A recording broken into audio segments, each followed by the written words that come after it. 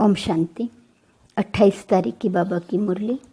मीठे बच्चे, बाप से लव और रिगार्ड रखो तो बाप की आशीर्वाद मिलती रहेंगी। माया की जंग उतरती जाएंगी। लव रखो और रिगार्ड रखो, आशीर्वाद मिलेंगी। माया की जंग उतरती जाएंगी। प्रश्न, इस चैतन्य बगीचे में कई फूल खिलते ही नहीं, कली रह जाते हैं, क्यों? उत्तर, क्योंकि पुरुषार्थ में सुस्ती है। याद करने का जो समय है उसमें सोए रहते हैं। सोने वाले अपना समय ऐसे ही गंवा देते हैं। जिन सोया तिन खोया, बंद कली ही रह जाती। सदा गुलाब के फूल वह हैं जो देवी देवता धर्म के ऑलराउंड पार्टदारी हैं। गीत, यह वक्त जा रहा है, करना है जो भी कर लो। ओम शांति। यह किसने समझाया? बेहद के बाप ने समझाया बच्चों को। बेहद की जो घड़ी है उसमें अभी बाकी थोड़ा टाइम अथवा कुछ मिनट रहे हैं।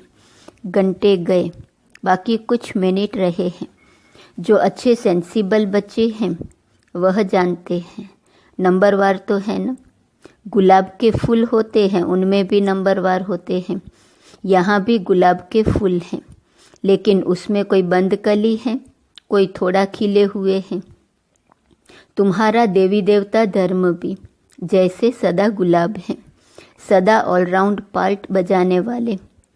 तुम सभी धर्मों में ऊंचते ऊंच धर्म वाले सदा गुलाब हो। दूसरे धर्म वाले फिर नंबरवार हैं। कोई चंपा है, कोई चमेली है, कोई टांगर है, कोई अक है। बगीचा तो है ना, सभी धर्मों का बगीचा है। बच्चियां जानती हैं ऊंचते ऊंच धर्म है ही देवी देवताओं का। जब सीजन नहीं होती है तब मुखड़ी भी नहीं रहती, कली फूल भी नहीं रहते हैं। बाबा ने आज बगीचे से एक बड़ा गुलाब का फूल, एक छोटा फूल, एक आधा खिला हुआ फूल, एक कली, एक बंद कली, एक मुखड़ी, ऐसे वैरायटी लाकर संदली पर रखा है। अब देखो, मुखड़ी भी कोई कच्ची है, कोई आधा खिली हुई है। कोई फूल है, कोई बंद कलियां हैं, कोई मुरझा जाते हैं, बिल्कुल खिलते ही नहीं। बरोबर ऐसा है ना। तो बाप कहते हैं पुरुषार्थ में सुस्ती न करो, ऐसे कली के कली नहीं रह जाओ। कोई आधा में रह जाते, नंबरवार है। समझा जाता है इस हालत में यह क्या पद पाएंगे। समय बहुत थोड़ा है। घड़ी बनाई है, कांटे को अब बदल तो नहीं सकते हैं। युक्ति से ऐसे बनाना चाहिए जो निशानी रहे। यहाँ से शुरू हो कांटा, अब यहाँ तक आकर पहुँचा है।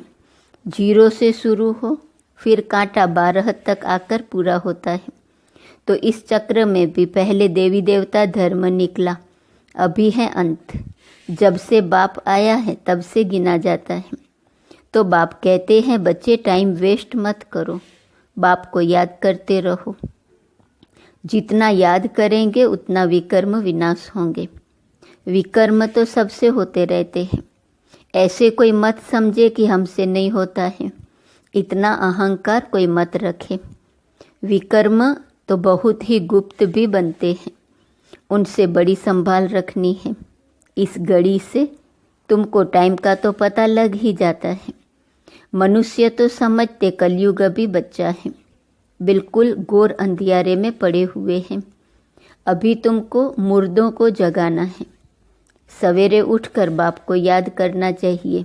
जिन सोया तिन खोया, यानी याद करने का जो समय है वह खोना नहीं है, नहीं तो मुर्दे के मुर्दे रह जाएंगे। कोई तो कली ही रह जाते हैं। बस तूफान में अच्छी अच्छी कलियां भी गिर जाती हैं, फूल भी गिरते हैं तो कलियां भी गिरती हैं। फिर जैसे कि कांटे के कांटे रह जाते हैं। दैवी घराने में तो आएंगे, परंतु प्रजा में आएंगे। तुम हो ही गुलाब के झाड़ के, परंतु इसमें खुश नहीं होना चाहिए। भल मनुष्य गाते हैं फलाना स्वर्ग पधारा, परंतु क्या बना, यह भी कारण होगा ना। यह तो बच्चे समझ सकते हैं जितना बाबा का मोस्ट सर्विसेबल बच्चा होगा, उतना वह बिलव्ड भी मोस्ट होगा। यह तो कॉमन बात है।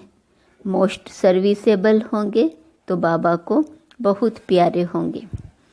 सपूत, आज्ञाकारी, ईमानदार बच्चे माँ बाप को प्यारे लगते हैं। माया बिल्कुल ही बेईमानदार बना देती है। पता भी नहीं पड़ता है कि हमसे बड़ी भारी गफलत होती है। बाप कहते हैं जो करेंगे उनको पाना ही है। ऐसा विकर्म नहीं करना जो सजा खानी पड़े। कोई विकर्मों की यहाँ भी सजा पा लेते हैं। कर्म भोग है। गर्भ जेल में भी कर्म भोग है। उनसे बड़ा खबरदारी से छूटना है। माया बड़ी शैतान है। इसलिए बिलव्ड मोस्ट बाप को तो हर वक्त याद करते रहना चाहिए। जैसे लौकिक बाप अपने बच्चों को जानते हैं, वैसे पारलौकिक बाप भी हर एक बच्चे को जानते हैं। बाप खुद बैठ बताते हैं, मैं एक ही इस तन में आता हूँ। कितने ढेर बच्चे हैं, अजुन तो ढेर आएंगे। जाड़ बढ़ता है। भगवान के आगे भक्तों की भीड़ होगी। शिव के मंदिर में इतनी भीड़ नहीं होती। यहाँ तो तुम समझते हो कितनी भीड़ होगी। सूर्यवंशी चंद्रवंशी राजधानी स्थापन होनी है। इन बातों में बड़ी विशाल बुद्धि चाहिए। बरोबर भक्त जो इतनी भक्ति करते हैं, उनके सन्मुख भगवान आएंगे तो कितनी भीड़ होगी। तुम जानते हो बाबा हमको राजयोग सिखला रहे हैं, परंतु घर में रहते हुए फिर भी भूल जाते हैं। यह ऐसी विचित्र बात है जो साथ रहते भी फिर भूल जाते हैं। इतना लव रिगार्ड नहीं रहता। सुई को कट लगी हुई होंगी तो वह चुंबक को खींच नहीं सकती। योग और ज्ञान भी हो तब कट निकल सके। और परमात्मा की आशीर्वाद भी चाहिए न। माया की जंक लगी हुई है। कोई चीज को जंक लगी हुई है तो घासलेट में डालते हैं। तुम्हारी भी योग से जंक निकलती है, आत्मा प्योर हो जाती है। तो बाप समझाते हैं, बच्चे फूल बनकर दिखाओ। वह समय भी जल्दी आएगा जो तुम किसके सामने बैठेंगे और जट उसको साक्षात्कार होने लगेंगे। ब्रह्मा और विष्णु का साक्षात्कार तो बहुतों को होता है। डायरेक्शन देते हैं, जाओ बीके के पास। ब्रह्मा भी बैठे हैं, ब्रह्मा कुमार कुमारियां भी बैठे हैं। आगे चलकर बहुतों को साक्षात्कार होगा। बाबा साक्षात्कार कराते हैं, तुम वहाँ जाओ, मैं वहाँ राजयोग सिखला रहा हूँ। इससे तुम यह पद पा सकते हो। है भी सेकंड की बात, मन मना भव। मुझे याद करो तो तुम सूर्यवंशी बन जाएंगे। वहाँ है दैवी वंशी और यहाँ है असुरवंशी। कितना अच्छी रीति समझाया जाता है। कोई चीज को महीन करने के लिए कूटा जाता है ना। मकान का फाउंडेशन पक्का करने के लिए कितनी मेहनत करते हैं। बाप भी कहते हैं, जितना हो सके मुझे याद करो। शिवपुरी और विष्णुपुरी को याद करो। यह अंदर अपने साथ बातें करनी चाहिए। पहले अपने से चिंतन कर फिर बात करनी होती है समझाने के लिए।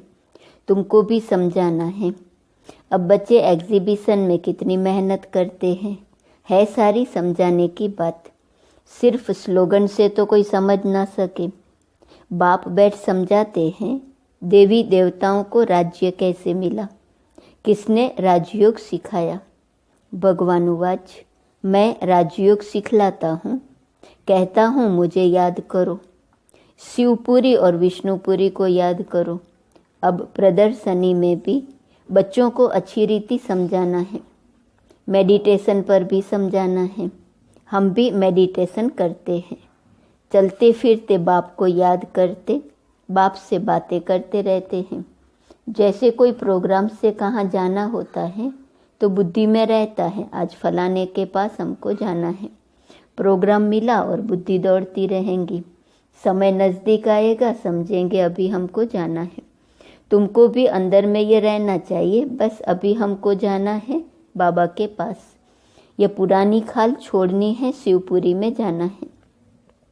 इस रावणपुरी को छोड़ना है। यह बड़ी छी छी गंदी दुनिया है। अभी हम संगम पर बैठे हैं। यह शरीर आयरन एजेड है। बाबा कहते हैं मुझे याद करते रहो तो तुम आत्माओं को शिवपुरी ले जाऊंगा। श्री कृष्ण तो नहीं ले जाएगा। तो यह समझाने की बात है। अब बाप कहते हैं मुझ शिव बाबा को याद करो।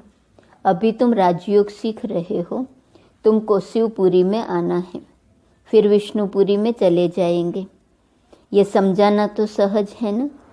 शिवपुरी मुक्ति से होकर विष्णुपुरी जीवन मुक्ति में जाना है। सभी का बाप एक है, मुख्य यह समझाना है। बाकी कितना भी स्लोगन आदि बनाएंगे मुफ्त खर्चा होता है। चित्र तो सब तुम्हारे पास हैं। कराची में तुम्हारे पास कितने आते थे।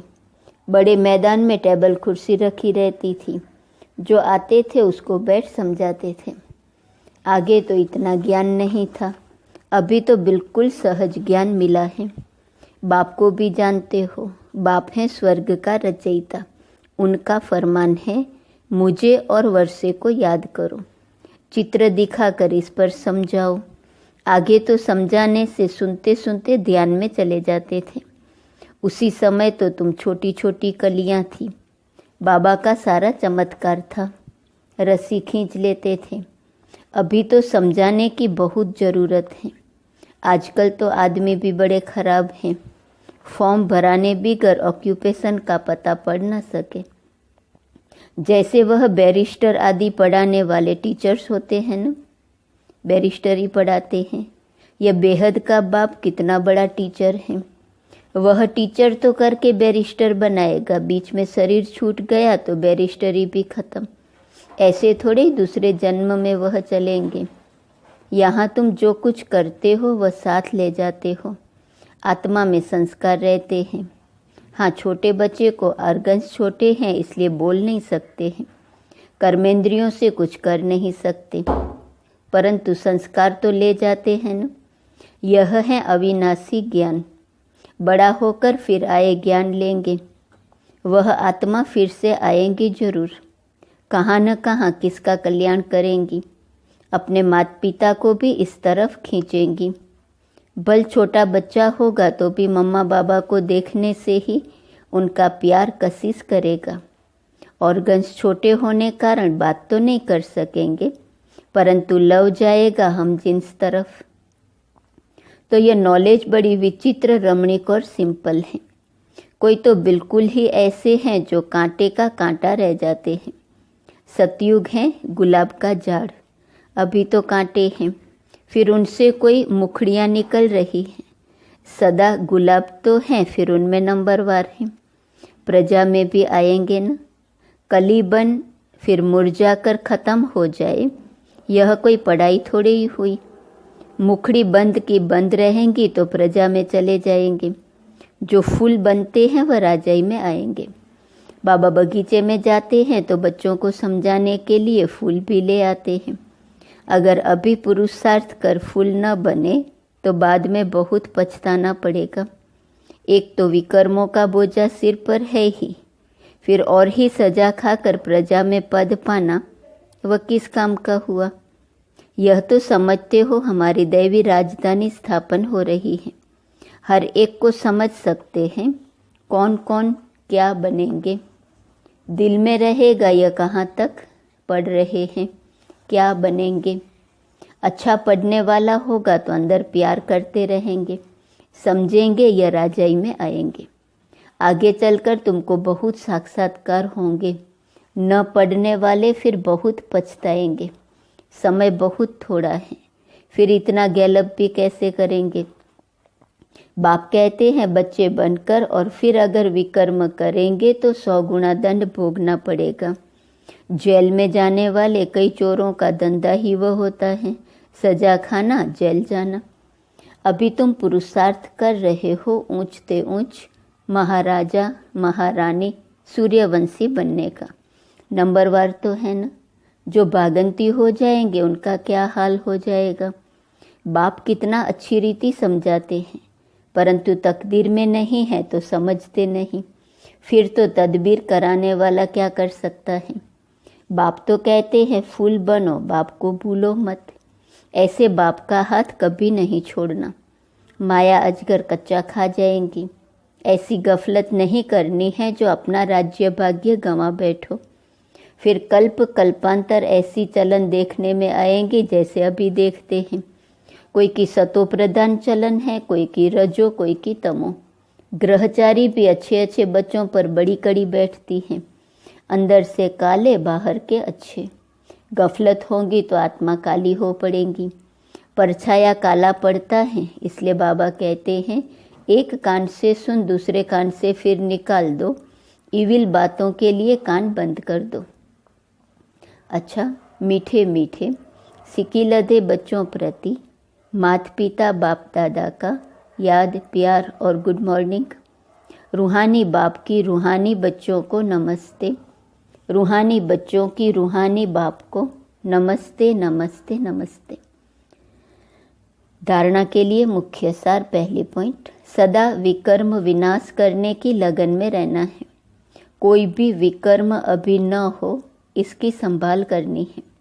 दूसरी पॉइंट, माया की ग्रहचारी से बचने के लिए इविल बातों से कान बंद कर लेने हैं।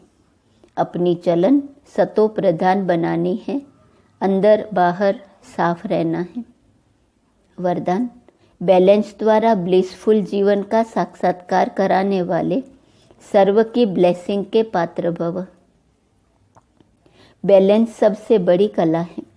याद और सेवा का बैलेंस हो तो बाप की ब्लेसिंग मिलती रहेंगी। हर बात के बैलेंस से सहज ही नंबर 1 बन जाएंगे। बैलेंस ही अनेक आत्माओं के आगे ब्लिसफुल जीवन का साक्षात्कार कराएगा। बैलेंस को सदा स्मृति में रखते हुए सर्व प्राप्तियों का अनुभव करते रहो तो स्वयं भी आगे बढ़ते रहेंगे और अन्य आत्माओं को भी आगे बढ़ाएंगे। स्लोगन, महावीर वह है जो हर मुश्किल को सहज कर पहाड़ को राई व रुई बना दे। आज का स्वमान है, मैं माया जीत हूँ। अव्यक्त इशारे की पॉइंट 28 सितंबर। अब अपना समय बेहद की सेवा में लगाओ तो समस्याएं सहज ही भाग जाएंगी। समस्याओं के वशीभूत कमजोर आत्मा को शक्ति और गुणों का सहयोग दो। असमर्थ को समर्थी दो तो उनकी दुआएं आपके लिए लिफ्ट बन जाएंगी। सदा प्रसन्न रहना और प्रसन्न करना, यह है दुआएं लेना और दुआएं देना। ये दुआएं सहज ही माया जीत बना देंगी। ओम।